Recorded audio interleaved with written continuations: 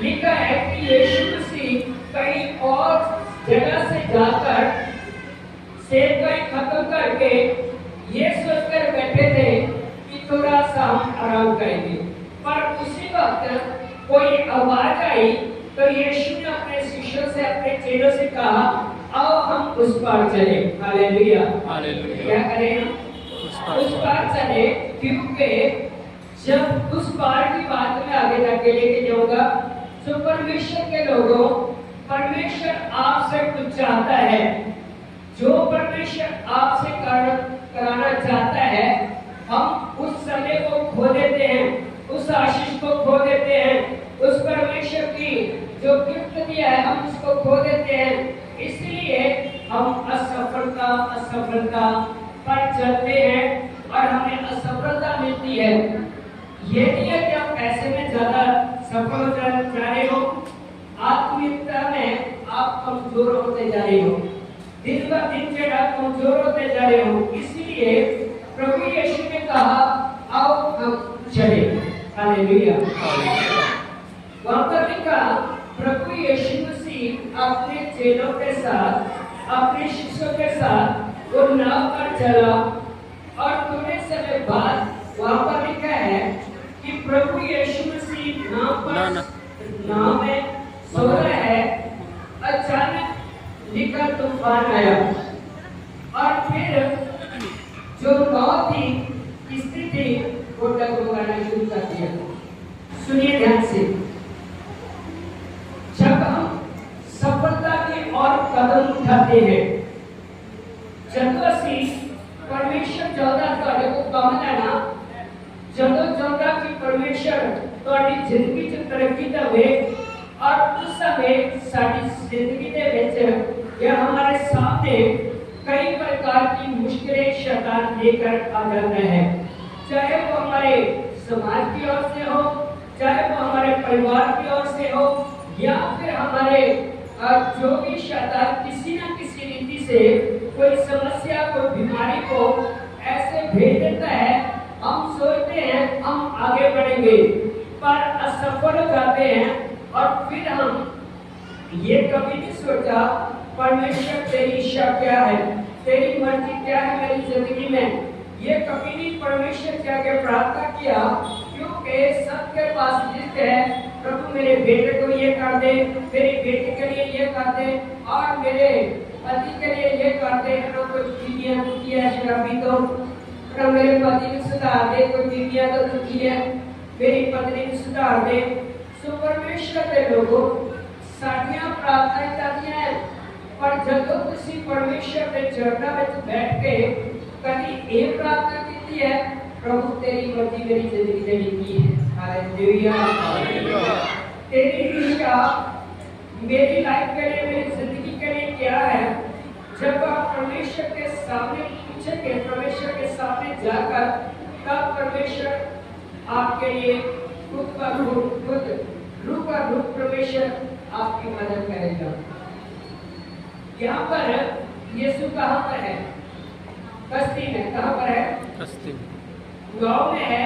और चेले कश्ती को लेकर जा रहे, और सामने तूफान है। तूफान, मुश्किलों का तूफान, बीमारियों का तूफान, समस्याओं का तूफान। जब ये हम उनका सामना तो करते हैं, पर अपनी सामर्थ्य के साथ, अपनी ताकत के साथ, कोई किस तरफ लेके जाता, कोई किस तरफ नाव को लेके जाता। जब असफल हुए तब उनको यीशु याद आया। Hallelujah, hallelujah, hallelujah. यीशु की याद आया। प्रभु के साथ हम तो नरक चले हैं, पंजाबी प्रभु के साथ असी मर चले। उन्होंने यीशु की परवाह नहीं, उन्होंने अपनी परवाह है। जब सफलता के लिए आप कदम उठाते हैं, उसी समय रुकावटें शुरू हो सकती है, क्या हो जाती है। पर जो एक उदाहरण के तौर पर तूफान आता है, तूफान कुछ घंटों के लिए होता है, और तूफान का वो कितने किलोमीटर का होता है, लगभग रहता है। पर जो तूफान के सामने खड़ा रहता है, और वो ही सफल होता है।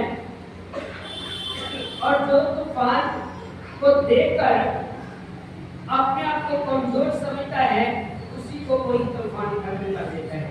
Hallelujah, hallelujah.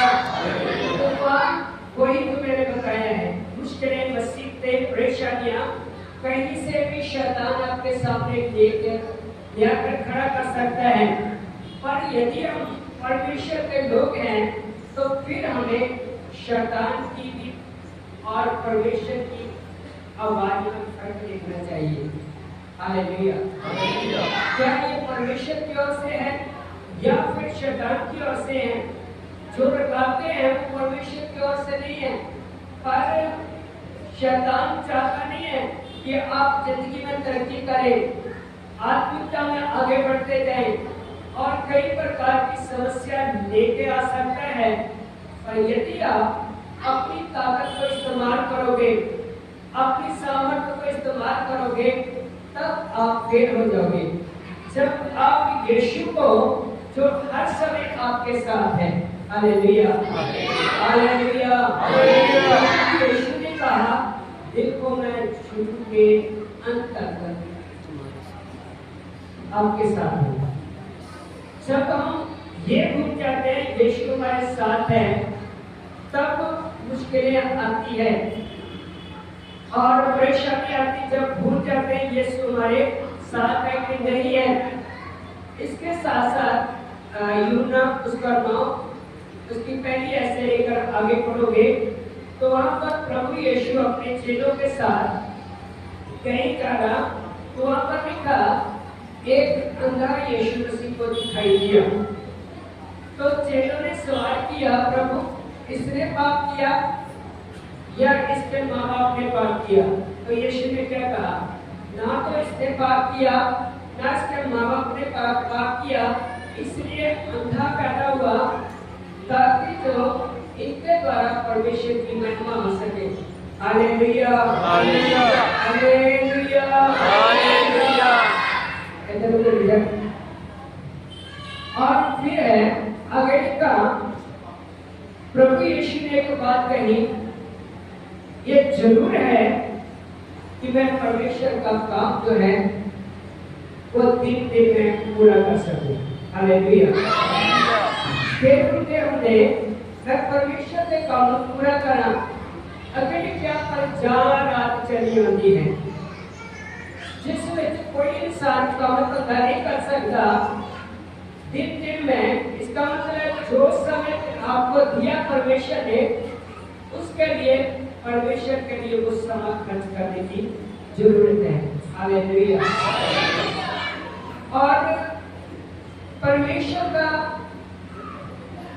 दसवां जो है, 10वां हिस्सा है, वो समय का भी 10वां हिस्सा है। समय का 10वां हिस्सा 24 घंटों में कितना बनता है? बोलो, 2 घंटे, ओके, 40 मिनट। कितने लोग ने जरे 2 घंटे 40 मिनट से जरा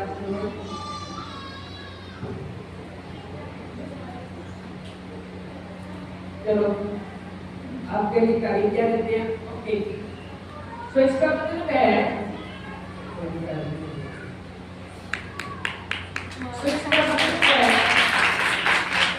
जो परमेश्वर का समय है वो भी चाहता है हमसे बातचीत करता है। इफ्सिया की किताब से लिखा, अगर परमेश्वर दे आप उदास ना करो, उदास कदों का ਜਦੋਂ ਅਸੀਂ परमेश्वर के आत्मा के नाल समा खर्च नहीं करते, बोलते नहीं है, कारोबार नहीं करते हैं और फिर चाहते हैं परमेश्वर जिंदगी में तरक्की दे, परमेश्वर जिंदगी में सफलता दे, और यही साडी भुल है। सो प्रभु ने कहा, जरूर है कि दिन होते होते में परमेश्वर के काम को पूरा करो। प्रभु ने पता सीखा